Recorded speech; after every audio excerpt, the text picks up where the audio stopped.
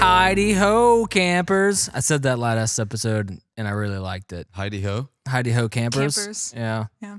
Even though, like, I was a camp leader before, but it was big stuff, Ben, and that's not really a camp. That is not the big stuff vibe. No. Yeah. That's What is the big stuff vibe would be like, "What's up, campers?" Like very, very up, chill, very like, "Hey, we're here together." Yeah, It's excited a to be much here. better vibe. Yeah. Campers, we're hip. I've never been Follow to big us. stuff. We're interns and we're cool. Anyway, excited to be here. We haven't had this iteration before, just the three of us. Yeah. It's interesting. It feels like it's once you do the three of us on this podcast, it's probably gonna be difficult to go to the 4-person team again. Because this is going to be so strong. Yeah. Yeah. It's like, well, here's the new people. Yeah. This is it. I feel like we say that every 2 weeks, though. Why This is not? the new group of people. Yeah. We usually just tend to roast the person that's usually here that's not here at the moment, which is awesome this time. But he's already not been here before, and we roasted He's him. already been Yeah. roasted. So I don't Yeah. know. It's not worth your time. Let's not give him airtime. Yeah. I think the last time he wasn't here was the famous Chris Wilson episode. Man, was that a good episode. That was. was If you good. haven't listened to it, go back and find Chris Wilson. It's in the title somewhere on the internet. Anyway, I'm just delaying the inevitable when we talk about something a little spicy. You're gearing up for this. Spicy it is. Yeah. I mean, I'm okay with it because I'm okay with what I believe about it because I believe I'm fully right, which I believe that about everything I believe. I was about to say, how does that? That's not abnormal. Yeah. But you also are very confident in what you think about it because you were so confident you said it from stage Yes. this past Sunday. Yes. Do you care to tee it up a little bit?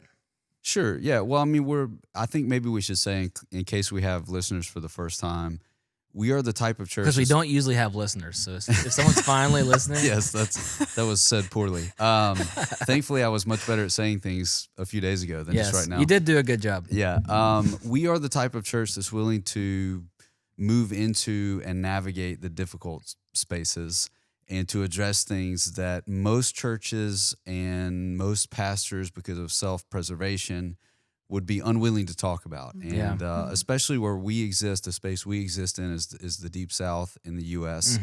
And if you say something that doesn't align with the predominant cultural value, pretty soon you're packing a U-Haul for your family or the church is going to empty. Yep. Thankfully, the men that started this place started very early talking about really difficult things. So our community is very used to it. So yeah, it was that's the kind of place that we are, and we had a huge event go on in the life of our nation. Yeah. That needed to be addressed and needed to be addressed directly. It did not deserve the attention of the entire weekend. Yeah. Because there's a larger narrative that's going on in our church of people who are trying to follow Christ.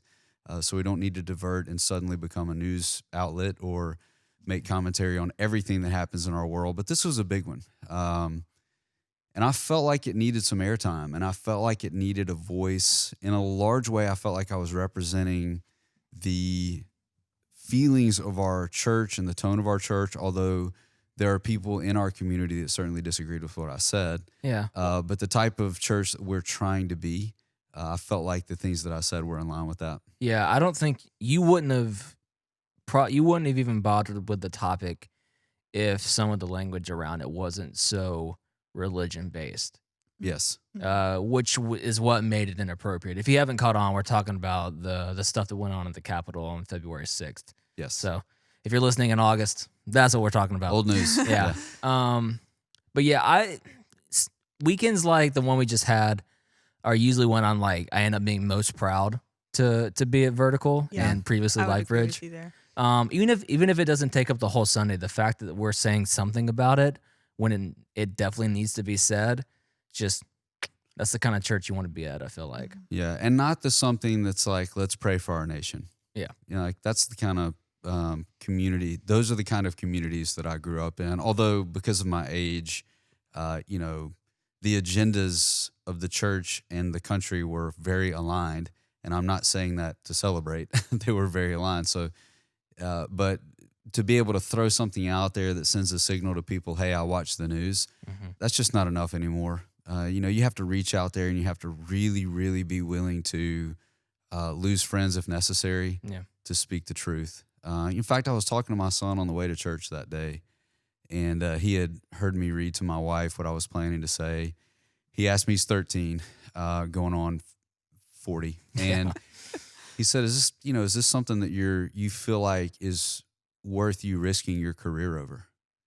And I said, yes, because the call of God on my life is to speak the truth no matter what it costs me. And I feel like in our country, that's only going to become more and more important that people are willing to do that. So I said, I'll lead. I'm going to take the lead on this. And he kind of raised his eyebrows and looked out the window, like, okay, good on you. Good for you, but I wouldn't do it, But at any rate, I had to make all those calculations before I said it. I hope I don't lose friends. Yeah. But if it does happen that way, or if people decide to leave our church and pursue a church across the interstate or wherever because of that commentary, that's a price that we as a church are willing to pay to remain true to our biblical code of ethic. Yeah. I think the follow-up question I would have to what you said on Sunday is kind of taking the position of a guy that's asked you to sit down for coffee and say, I would love to really explain a little further why you feel like this is the right position to take when it comes to something like this. Because there's plenty of people out there that are going to think, you're wrong. Yes. Which sucks, but it is reality and will always be reality with anything that's controversial like this, right? Mm-hmm. But I'm curious what you would say to, another man who, as a person, like it's a person that's coming at you purely because they want to understand why you're saying it, not angry. Because I don't think you would sit down with that person. I think your discernment would say, clearly you're angry about this right now. I would love to talk to you again when we can have a real conversation about it, right? Yeah, mostly as a control on my anger. Yeah. Because that's one of those emotions that I can't express. And before we get to that, I'll definitely play out that hypothetical as if it is one of those friends asking me questions. Yeah. Because that has happened since Sunday, so that'll be easy to do. But the way that I said it from stage, which is on this podcast feed, yeah, if you you can go back on it's like previous- minute 18 or Yeah. something. It's pretty deep into the talk. But you have to say things that are corrective in nature emphatically. You have to throw it down in a way where people understand, man, this guy's serious about this. He's not confused. There's a definitive line that he's taking. And that's exactly the way that I did it. I used some pretty intentional language there to light off some controversy. I hijacked President Trump's word fake and used it in an appropriate context. I said fake patriotism because that's exactly what it was. Yep. And I used that word on purpose. I also used some other words on purpose that we're going to talk about in a moment.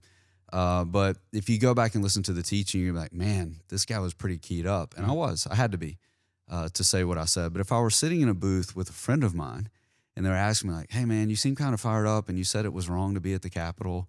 I'd be like, okay, back up. Let's talk about what I actually said. I never said it was wrong to be at the Capitol.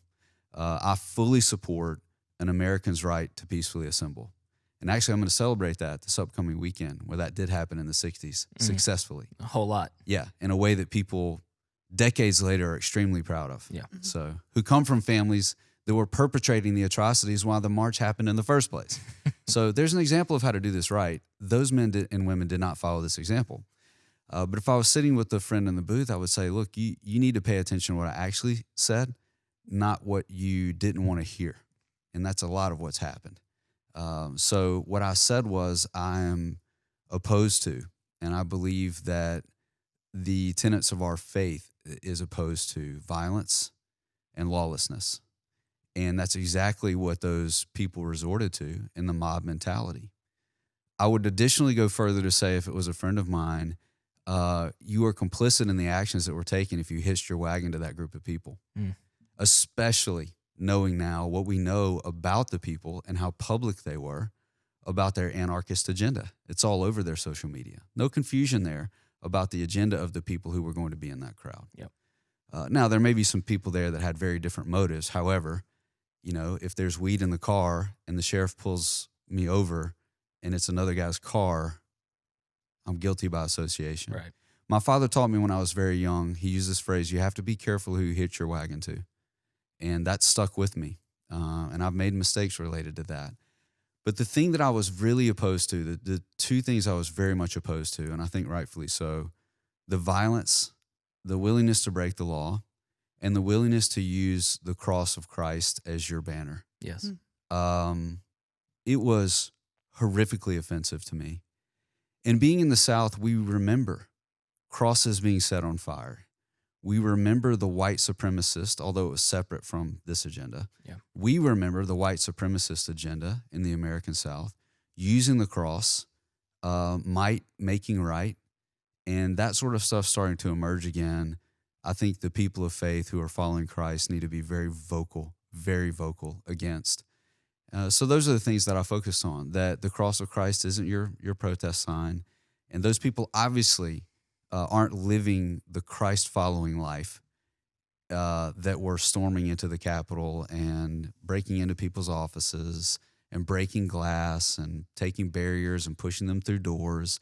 This isn't an interpretation of the national media, which I'm incredibly suspicious of. So suspicious of I don't even watch. You are Gen X. Like, it's just Yes. built into you. It built into me. Yeah. I love brands, but not the news. So being able to watch those videos with it on mute with no commentary, I'm not trusting what the national media is saying. It's just what's on the screen. I'm watching videos from phones that were there. Okay.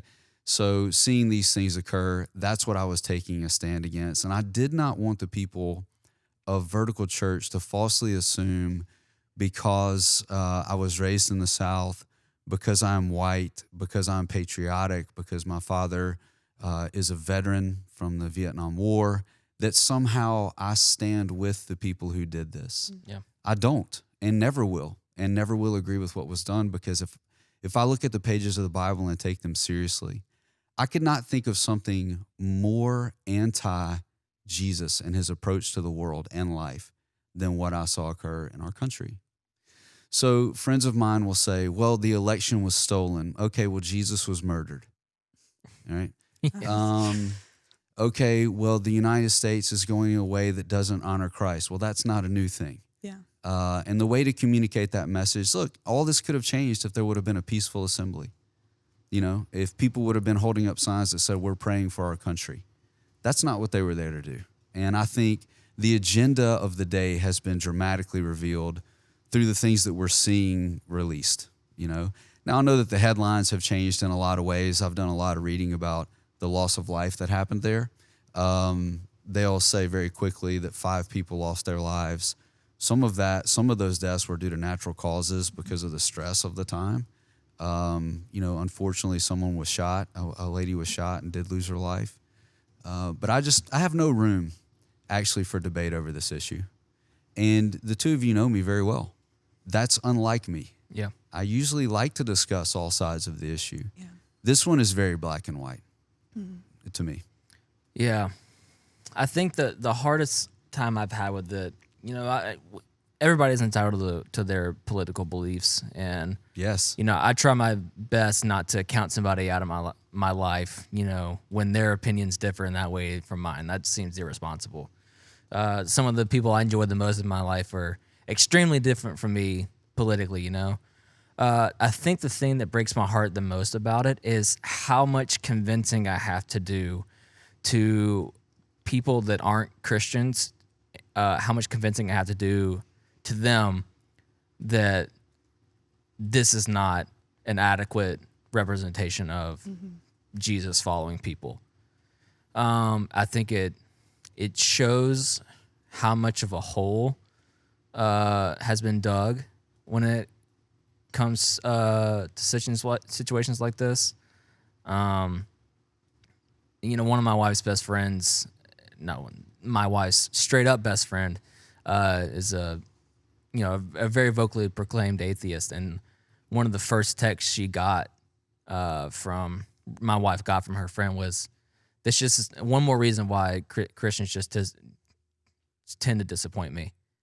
And man, that sucks It's heartbreaking. a whole lot. I'm sure, you know, Avi, I feel like you would probably have a lot of conversations, maybe not specific to this event, but having to do a lot of undoing for maybe inadequate representations of what we try to do as Yeah. Christians. I don't know if, I assume you have. I don't want to speak for you, but I don't know. I just that even regardless of everything, that point right there is enough reason for me to make it inarguable, if that's a word.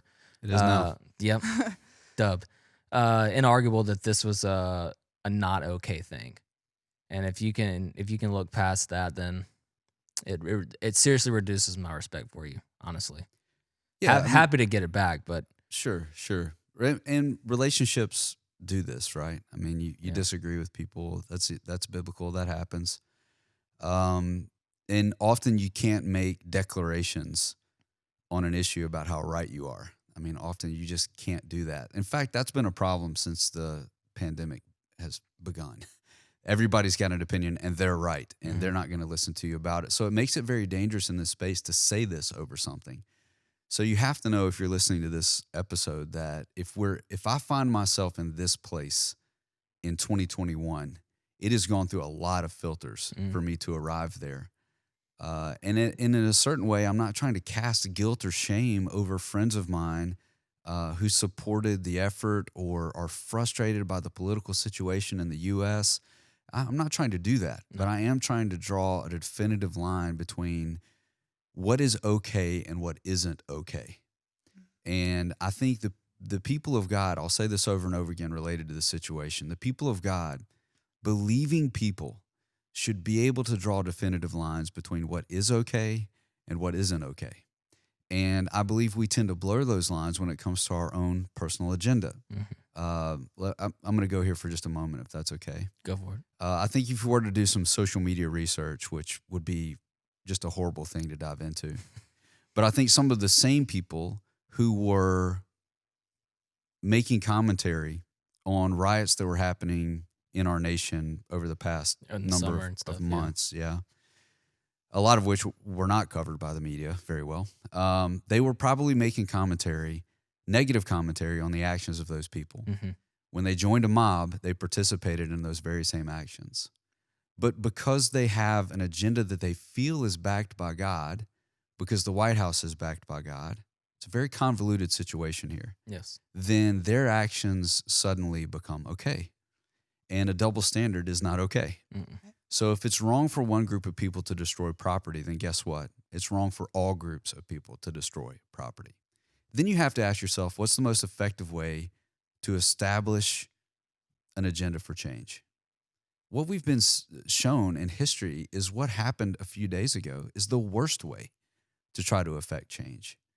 All this stuff is being ignored, though, because when you pepper in some faith there, and something that happened yesterday that I have to bring up, I watched a pastor. It's always a pastor, isn't it? Always. I watched the pastor from his truck. It's always a truck. He had apparently just kind of taken his tobacco out and put it in the cup holder there. Just the total stereotype. Claiming to be a prophet, claiming to know information from the inside about the government. He's throwing people into frenzy about martial law, and martial law may occur. I don't know. But then he goes through a prepper's agenda about how to be prepared, and goes through, finally in his video, like 98 minutes in, he says, well, what should we do? Well, we should pray. Then we should get some canned goods. And I'm like, okay, wait a minute, guy. Like, you're a pastor, first of all, so have a little respect for what you're putting out there in the public space, like we are right now. Adopting an agenda that's quite obviously Republican and prepper, and then throwing prophet and pray in there, that just doesn't work for me. And I think the world's sick of it. I specifically think that your generation is sick of it. To use faith as a backer to be entrenched in your position politically, it just doesn't work anymore. And it never should have worked in the first place. And in fact, it's probably the major reason why we found ourselves where we are right now. Yeah. People they don't want to talk about those things. But getting back to the root issue, the fact that we would stand on a stage, and for clarification, by the way, I ran this past 3 people that are outside of my echo chamber to make sure that it was something that was appropriate for a pastor to say in front of a community. Got the green light from all 3 of those people. For us to be able to say those things, I think we have to have a balance. This is my opinion as one of the leaders here. We have to have a balance in that we can't address everything that directly, because there'll be a lot of things to address in the next few months. You'd run out of a series to have it. That's right. That's right. But when it rises to this level, I picture myself being a pastor in the civil rights movement and keeping my mouth shut and how much regret I would have over that later. I don't want to be that man. Mm. It may cost me friendships, may cost me my job, may cost me some influence inside of our deeply Southern community. That's okay. When I get to the end, whenever the end is, I want to look back over this time in my life leading this church and believe that I honored God by speaking against things that weren't godly. And we've done that. And we're going to follow that by saying things that are of God, equipping our people to live different lives. That's what we're out for. Well said.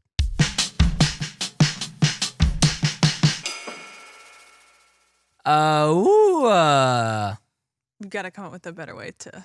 I thought you introduce were on this. board with it. I thought it was just No, Austin. I just had to explain it to Austin because he never knew what we were talking about.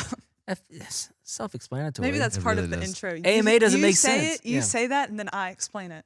Yeah, that sounds about So, right. AUA If you don't know, means ask us anything. yes, us, not Us. me. Us. We're a group. We're friends. We all hang out. Yes. Us. Yes. Chase asks me weird questions all the time. It's true. All right, Avery. Okay. Oh, you're just gonna go. I was gonna That was teeing her up. do it. All right. just Yeah, go for it. Getting straight to it. Okay. What is your biggest pet peeve and why? Oh, you weren't explaining anything? Huh? You didn't explain your thought process on these questions or something like that? No, I'm. She's just going to let the genuinely questions curious. stand for themselves. Yeah. Okay, They speak okay. for themselves. Okay. Yeah. Biggest pet peeve and why. This can be as like deep or surface level as you want it to be. Oh. I can go first. I will go first. I really hate when people pop their gum specifically. Really? Yeah. Why? I don't know why it just like it always makes me flinch or just something is Cringe. triggered in my brain that just like of disgust. It doesn't gross me out. It just really bothers me for some reason. But Dalton does it all the time. Oh, your husband. Yes, Dalton, my husband. And he does it very loud. Does he do? Is And- it subconscious or he does it on purpose? He to does mess it with on you? accident, but he does it like 6 times in a row. And like, He's a homeschooler. They got really good at popping he's like, bubbles. you know, the sad thing is about that being your pet peeve is that I am really good at it. Does it bother you when you do it? I don't do it. No, But you would it chew bother gum? you if you did it? Do you chew gum at Oh. all? not really. Yeah. I don't really know how to pop gum anyway, so maybe I need to be enlightened there. Maybe you're just annoyed that you can't do it. But Dalton will do it accidentally, and then I'll just like look at him, and then he'll spit his gum out. He's like, sorry. Just the glance? At least know- he's considerate. Yeah. I'll need to go second because mine's actually connected. Okay. I just had to look up to make sure I had this right, but I do. It's misophonia. A Yep. little bit of what you're describing, Yep, yep. but there's So what? actually a new name for it, which is amazing. That's what we do. Sound sensitivity syndrome. Oh, So like mine, loud noises. SSD. mine is crunching, mouth noises, eating. Oh wait, syndrome. Oh, Oh, okay. triple S. Yeah, I just cannot. But you like ASMR, right? Yeah, like shoe shining. That's not the same as sitting next to me eating. There's different genres of Okay. ASMR. Yeah. Yeah. So I cannot stand. There has to be some other noise going. This is a problem for me because my wife is I don't even know the word for this. How much it runs her life. She is a snacker. She loves to snack. So like someone sitting next to you eating a bag of chips. Is Oh just, man! Or that's if I'm the if I'm worst. trapped in the car with someone If and they we got a really wet bite, even Oh. closed mouth, you just hear it. and then so road trips are they're just fraught with danger for me. The biggest thing though is if we stop to eat and then we hop back in the car and they take the drink with them, I literally have to start praying to God. So what's the worst part of the drink? Like in the The middle of the normal drinking or swallow? No. the bottom of No, the it's when the drink's gone and then they chew ice for the next 50 miles. So like your worst nightmare is a huge group of people eating silently. Yes. That's why I like music in restaurants. I'm like, oh, great choice. Great choice. So, but this also gets in the way when you have kids, especially my oldest, he's adopted my love of popcorn and he will use any show, movie for an excuse and he'll pop some popcorn and he'll sit down right next to me in that teenager way. And it's rough. I mean, it is really rough. In fact, Cammie has said to Owen on several occasions, like, you're going to have to, like, we need to let Dad's not going to watch the rest, because it He's gonna leave. sends me into fight or flight. And the funny thing is though, like I've been married almost 20 years and still Cammie snacks. Mm. So she keeps thinking, oh, he'll get over this. 20 years. No. She needs to learn from Dalton. Because There's- Dalton just spits out his gum. And she Yeah, just it needs to- is a huge pet peeve of mine. Cammie and Ben don't have that relationship. Yeah. So I'm gonna enjoy No, my no. snack. Yeah. Mine. Okay, those are pretty surface level, so I feel good about this one. Because it's also surface level. Rachel will vouch, my wife, of whom I'm married. Of whom? With whom? With whom? With For whom? whom? Prepositions. Yes. Because I freaking hate this is a dual one actually. I freaking hate when people don't use their blinker. Like Mm. I think above average because most people should be annoyed when people don't use their blinker. It'll wreck your I drive. got It's a pulled cur- over for not using my blinker once. Good. That's Chase it. In a says- turning lane, though. Great. Yeah, you're supposed to signal. You're thinking I'm in a turning lane. there's a big arrow on the pavement. Why do I have to I reinforce this? literally Where have else a would I green be going? arrow. I have a green arrow to No, turn. use your blinker. Just because your car's slowing down doesn't But mean can we you talk don't about need a brake cop who lights. pulls over someone for not using a blinker? I would gladly, Gladly. Chase was gladly. like, We know. back the blue. You remember my Yep. red light thing? Yeah, never. Never forget. along with that, I cannot stand when people either get into the turning lane too early or way too late. Like you're in the turning lane, the person in front of you cuts into the turning lane. I'm already in the turning Yeah. lane. I got in the proper spot, and they try to cut in on a solid line. So do you have Hate road it. rage? I've gotten rid of a lot of it by because praying. Rachel rides with me so much now. Mm. When I was by myself, single, all the time, all the time. Which he had a job that he drove for. Like that's what he did. He just Really? Yeah, drove. when I worked for Or- my dad, I drove Oh, about 300 delivered miles a day, pizzas. and just He's just Did angry you say all day. 300 miles? Oh yeah. Jeez. it's Yeah. a lot. Wow. More than anything, I hate when they start slowing down in a standard lane, getting ready to turn, Mm. and then getting to the Mm. turning lane. Like- I freaking hate it. We've literally spent thousands and thousands of dollars for you to turn Turn. in the turn lane Of Yeah. your dollars. of your That's dollars. That's tax dollars that you're Yeah. ignoring. Mm. Great question, Avery. Yeah. Thank you. Yes. All right. I love any chance I get to talk about that. About how bad people drive. Yes. Yeah, we'll circle back around to that. Great. The last question. So, Great. Next question. What is the best or worst practical joke that you've played on someone or that was played on you? I'm not a real prankster. But have you had anything done to you? Ben, do you already have one? Well, we have the office practical jokes that are No. pretty impressive. Oh, you have See, a I don't great know one. about all of them. Yeah. I only know the one about your birthday. About decorating. Well, it. that's kind of how it started. I will say for the record, I'm not a prankster because I really don't like pranks. Oh, I do have. It has to do with you. It has to do with me. Yeah. You inspired me. I forgot Okay. about this. But Okay. do you already have one? So probably Hopefully it's not the same one. my top prank was a good friend of mine, Davis Jones. We worked together for a couple of years here, and he was on staff when I joined. And we got into this birthday prank thing. We pranked Megan first. That was a fun one. I think we put 6,000 pictures of myself and Joey Butler, I was about to say another, Joey used to help too. didn't another he? friend of ours, in her office one afternoon while she was gone. We photocopied. She was finding them for years after Oh. that. years. Wow. So yeah, so it kind of got rolling. Hmm. The one I'm the most proud of though is we took pictures of Davis's office and then removed everything from his office and set it up exactly in the men's room, complete with hanging shelves. Oh my gosh. Where the pencils were, his Did you computer. have to clean it up? No, that was part of the code at the time. Oh. If You you deal get with pranked, it? it's because we love you and you have to undo the prank.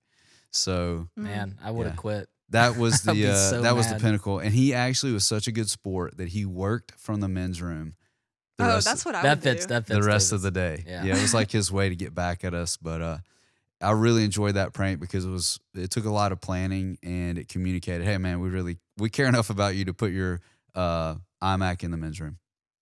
Mm. Yeah, it was a good prank. Avery. Yeah, so one in particular thing comes to mind. And honestly, this is probably one of my most embarrassing stories or moments, which says a lot because I have a a lot of embarrassing. On a big long stories. list, this is number one. Yeah, I have a journal actually. Most of my life, arguably. Yeah. But this is, going back to my dance team days.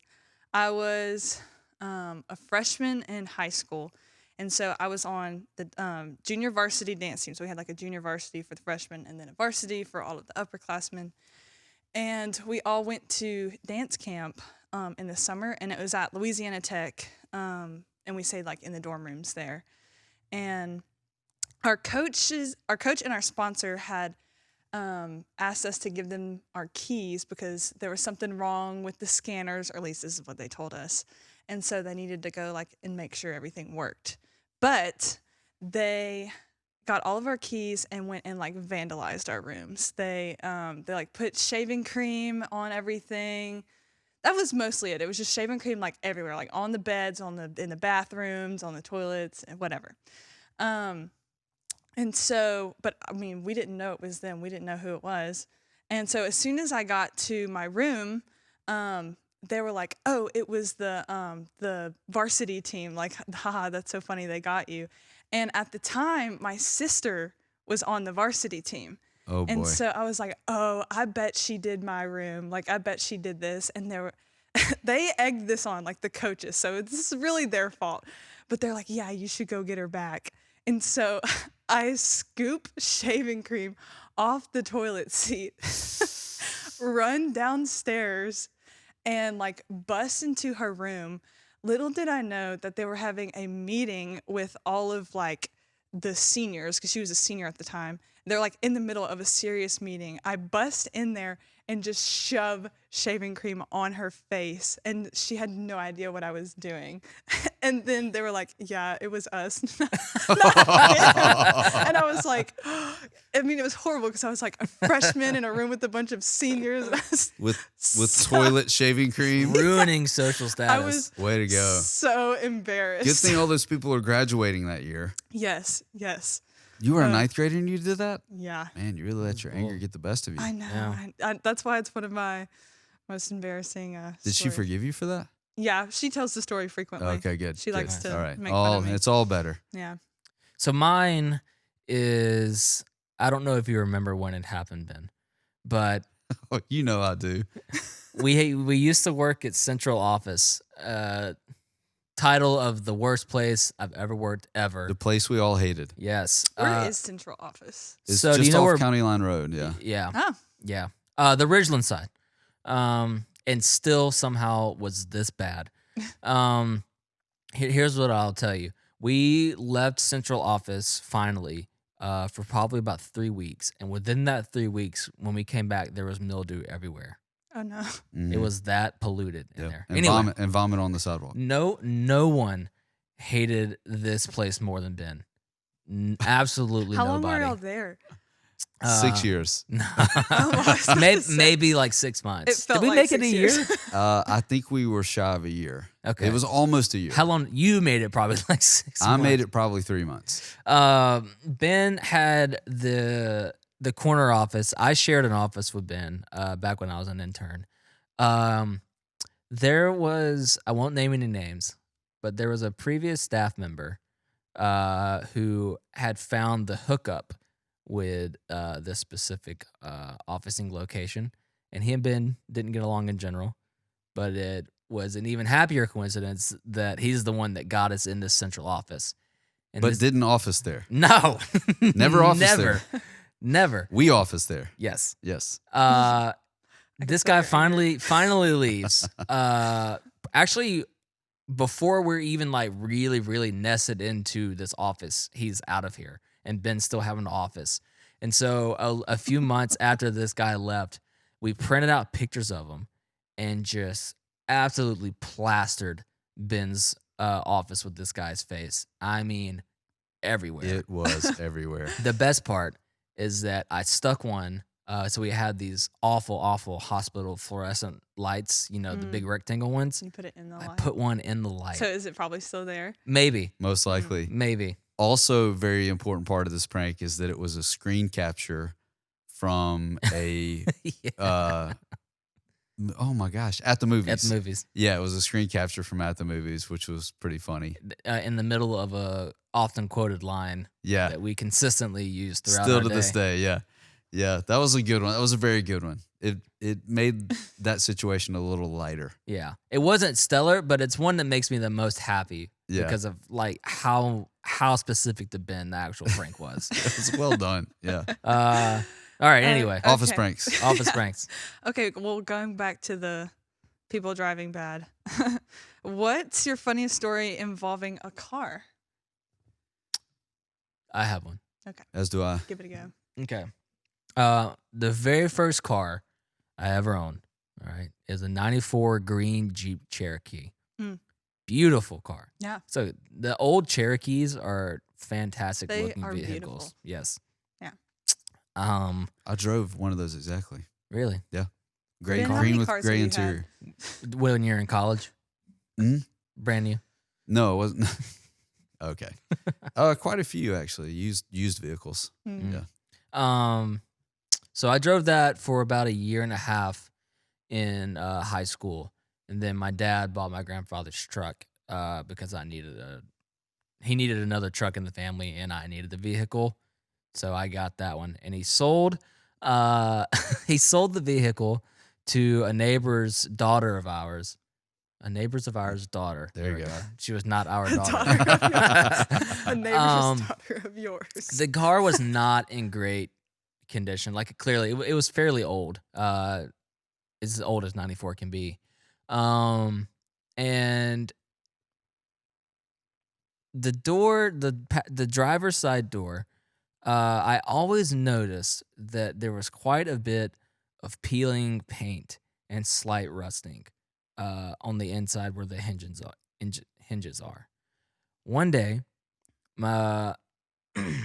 she is getting out of her car, coming home from school, opens the door, and as she pushes it open, the door literally falls off the hinges onto the ground. Not That's what a even. Jeep's for, right? Yeah, exactly.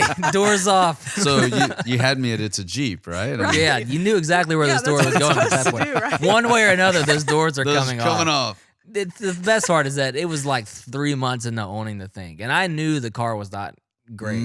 But when we got that phone call, man, we were rolling. Hilarious. Yeah. Mm-mm. That's funny. So funny stories with the car. Mhm. I have a tendency to make stories much longer than they should be. Let me get to the end of this. Okay. How it ended up is my first vehicle was an '88 Grand Am Pontiac. Mhm. And that I inherited from my brother, who's 6 years older than me. Had a luggage rack, maroon, gray interior, beautiful. In order to pay for my shoe addiction that I had all the way back then, I was throwing a paper out in high school. That particular morning, some things went a little crazy. The vehicle is traveling through my neighborhood unmanned. And Oh yeah. and I am, I don't know if people can tell from video, but I'm not the fastest human to have ever lived. I became fast chasing that car. I would have And loved to see yes, thank God for that luggage rack, because that's all I had to do was get to the luggage rack, and then I could grab onto the vehicle and the speed of the vehicle.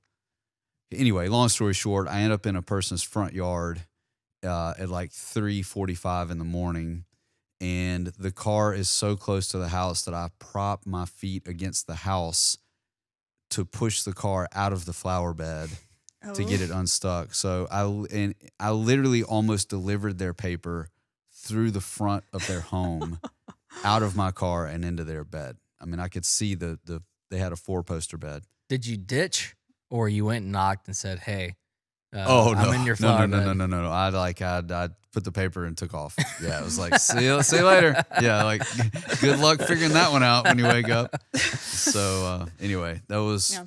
it was completely terrifying. But I've told that story at least 1,000 times afterwards. It's good every time. Every time. Yeah. Yeah, if you've spent any amount of time with me, you know that I have a lot of crazy car stories. And most of them happen between the ages of like 16 and 19. Like so much happened in 3 years. But Very trying times in Avery's story. with cars. Apparently, she was forced to be on a dance team. I'd say in general. Yeah, that was when I really. got pulled over for not using my blinker. Anyways, so this is the first car incident that ever happened to me. And like, it was shortly after I got my license, like maybe 2 months. And on my keys, like attached to my keychain, I had like a wallet, like most girls in 2015 did. That floral pattern. Yeah, Vibrant yeah. colors. Yeah. And Kate so Spade. the wallet has like a little handle on it to, you can hold it. Yeah. And Yeah. it's important, I promise. So, my keys are in the ignition and I'm driving and I'm turning left at this huge intersection in West Monroe. And my cruise control kind of sticks out at the bottom of my wheel.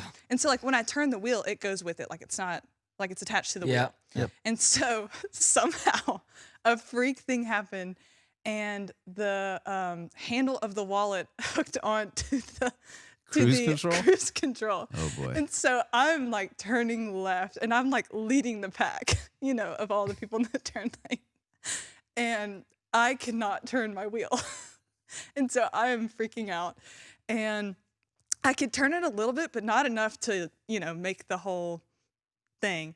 And so I just panicked and I ran off the road, like into the corner. And it was pouring rain that day. Of and course. so, and it was just like a patch of mud. And so I just get stuck in the mud and I'm in like this little tiny Toyota. And I don't know, I'm sure to other people I looked insane because I literally was just like turning. I just turned into the corner of the road. But like literally in my car, I was freaking out. Everyone behind you was like, "This poor girl's on drugs. What the heck? She's probably inebriated." That's a Yeah. stupid story. Yeah, it so really Your is. freaking wallet. My wallet, on your yeah. keychain. So What I, happened? My yeah. wallet. I don't use one of those anymore. Yeah. Yeah, good call. Well, for So- many reasons, that's Yeah. a great For idea. many Exactly. reasons, but and particularly that one. So you learned it from me. Yeah. I was actually thinking about getting one of those, but Yeah, I know. But not anymore. Saved it for some shoes. Yes. All right. Well, I'm glad I know you all better now. Yeah, there Yeah. you have it. Even though I knew all of yours. Yeah, right. What story do I have that you don't know already? I don't know. We usually say those for staff retreat. Yep. Anyway. All right. Recommend. Yep. Recommends.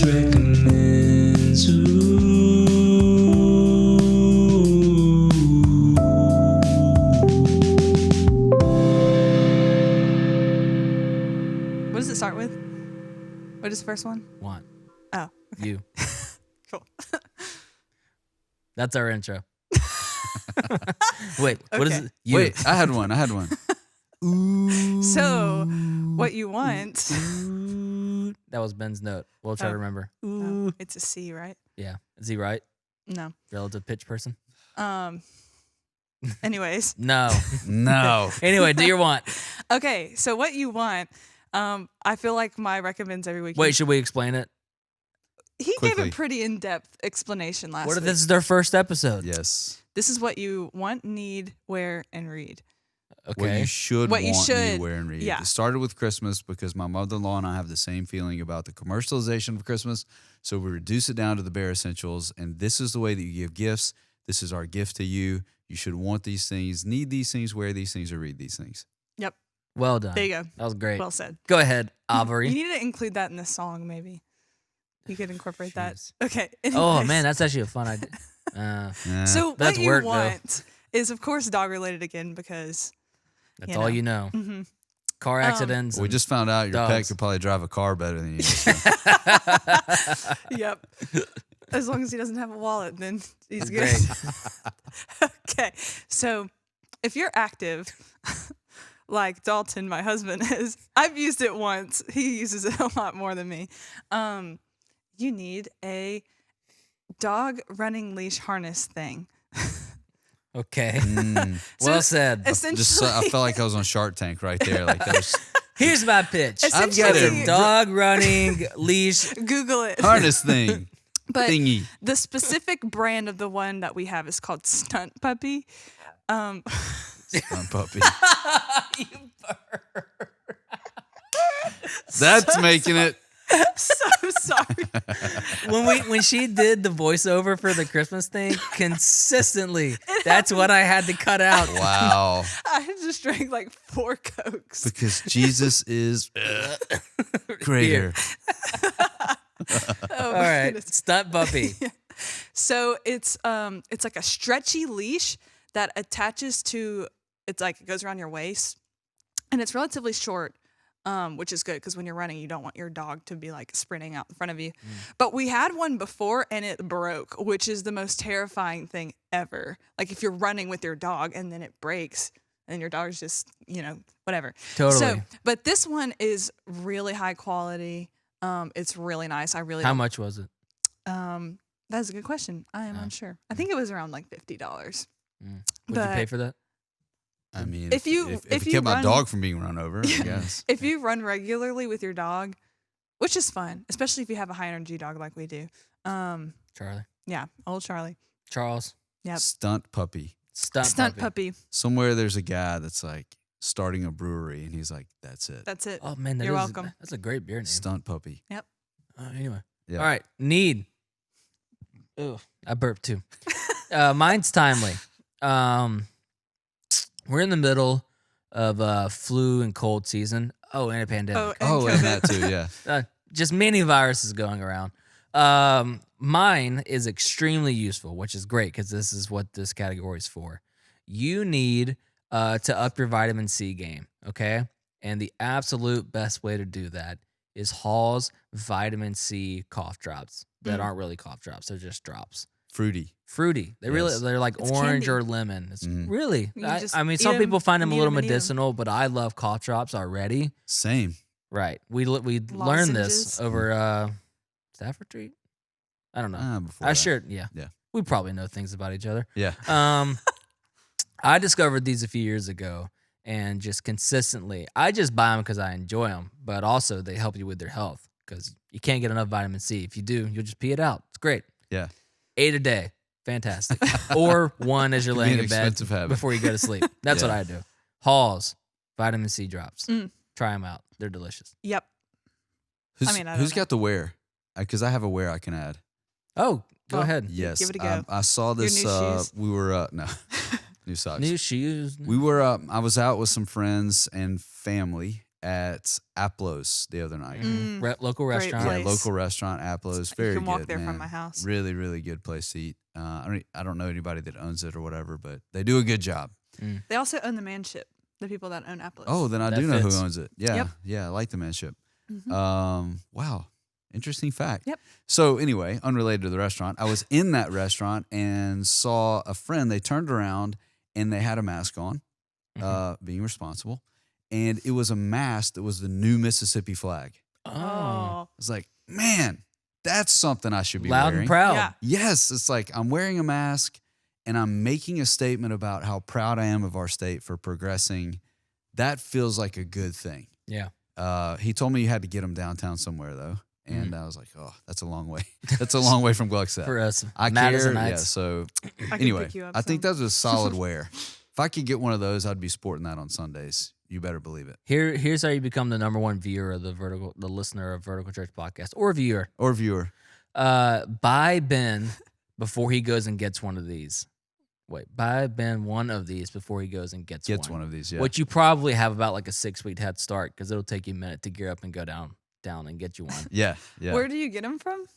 He said somewhere downtown. I don't know if it's the old Capitol Museum or some place that's like open to the public. You can get them. So Have you already Amazoned it just to see if it's available? no, I haven't. That's very not you. Yeah, I'm yeah. surprised. So it's been a busy few days. Mm. So that's my wear. Maybe you had a wear. I No? did not. I was Okay, gonna do where, but it's okay. You took Okay, it. all right, I'll so- save it. Let's go to the read. I am reading a daily devo by Bob Goff called Live in Grace. Who's Bob Goff? Bob Goff wrote Love Does, his famous book from years and years ago.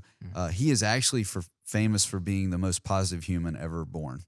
It's true. Yeah, and he also put in his first book his phone number. That was Oh. crazy. Wow. And answers it. you know, you can call that number and he's like, hey, it's Bob. And you can talk to Bob for a few seconds. Whoa. Have you tried it? This is real deal. No, but I was with someone when they did, and he answered. Wow. Well, that's crazy. Yeah. Still has the same phone number. You can call Bob Goff. Wow, this man's insane. Yeah, he is insane. I wonder if he has Total. 2 phones. He's a total Mm. world changer, but not in the charity water kind of way. That has to be like really serious and stuff. He is doing some crazy things across the world. Yeah. But his daily Devo is just long enough to where you're like, okay, that's a good idea. I've got that on my mind now for the rest of the day. It's not too heady. It's very encouraging, which is good for me. I kind of start my days in a ho-hum way, believe it or not. I know you can believe that about me with my personality, but like Bob and I, we have some time together each morning. He really picks me up. He gets me encouraged, and I think our world definitely needs more of that. The book, if you get it on Kindle, I think when I bought it was that $9.99 price. Man, already worth it. Could you be friends with Bob, or would he just be like a fringe acquaintance because he's so kind? I think I could be friends with Bob because he does good things for me. I don't think Bob could be friends with me. You'd pull him down. I would pull him down. Yeah. I mean, he's got balloons on yang. the front of his book, and I'm like, you know what I mean? It's so interesting too, because he's like white hair old. Like Oh yeah, and was And an He's attorney what? for most of his white life. hair old. He's old. Yeah, Oh. he was a lawyer for Sorry. most of his life, but it's a great read. I think people will. It's very low commitment. He's probably just happy he's not a lawyer anymore. Yeah, it's like this is amazing. Yeah. So Tired of arguing. in fact, this morning the reading was about doing what you love and not being trapped in a life that someone else told you that you should have. As we're Man. reconvening our whole entire church, reconstructing Yeah. all of our jobs. Yeah. Yeah, that's it. So anyway, Bob Goff, Living Grace. It's got a long title, Living Grace and something, something, something. But if you just search on Amazon, the Bob Goff Devo, it'll show up. Goff. Yes. Bob Goff. Golf. Goff. Golf? Goff rhymes with off, just like this podcast is Mm-mm. off. Yeah. See you next week.